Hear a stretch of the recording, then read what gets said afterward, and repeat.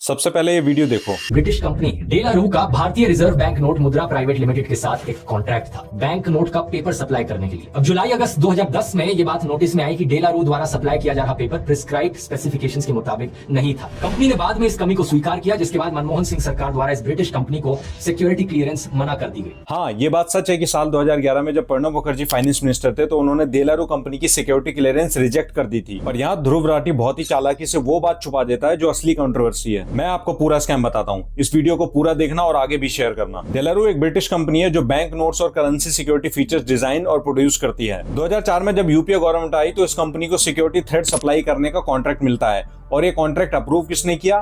P Chidambaram ने, जो उस वक्त के फाइनेंस मिनिस्टर थे। लेकिन साल 2010 में इंडियन सिक्योरिटी एजेंसीज ने इन्वेस्टिगेट किया कि यही सेम कंपनी डेलारू करेंसी पेपर्स और बाकी मटेरियल्स पाकिस्तान को भी सप्लाई कर रही है। सिक्योरिटी एजेंसीज ने पाया कि पाकिस्तान का आईएसआई इन्हीं मटेरियल्स को यूज कर काउंटरफिट इंडियन नोट्स प्रिंट कर रहा है। इन इंटेलिजेंस इनपुट्स के बेसिस पर उस वक्त के finance minister Pranab Mukherjee De La Rue company का कॉन्ट्रैक्ट कैंसिल कर देते हैं और होम मिनिस्ट्री उसको ब्लैकलिस्ट कर देती है। नाउ कट टू, सबसे पहले इनसे मिलो। ये है अरविंद मायाराम, ये यूपीए गवर्नमेंट में फाइनेंस सेक्रेटरी थे। साल 2012 में पी चिदम्बरम एक बार फिर से फाइनेंस मिनिस्टर बनते हैं और अरविंद मायाराम के एक लेटर रिकमेंडेशन के बेसिस पर इस कंपनी से बैन हट जाता है और उसे दिसंबर 2015 तक फिर से कॉन्ट्रैक्ट मिल जाता है। यही बात ध्रुव राठी ने अपने वीडियो में नहीं बताई, अपने धुरंधर मूवी को प्रोपेगेंडा साबित करने वाले नैरेटिव को फिट करने के लिए। जो असली सवाल था इस पूरे स्कैम में पी चिदम्बरम, डेलारू और यूपीए गवर्नमेंट के रोल का, इसको बहुत ही आसानी से और चालाकी से मैनिपुलेट कर देता है। सोचो कितना आसान था पाकिस्तान के लिए इंडियन करेंसी नोट्स की रिक्वायरमेंट्स को सोर्स करना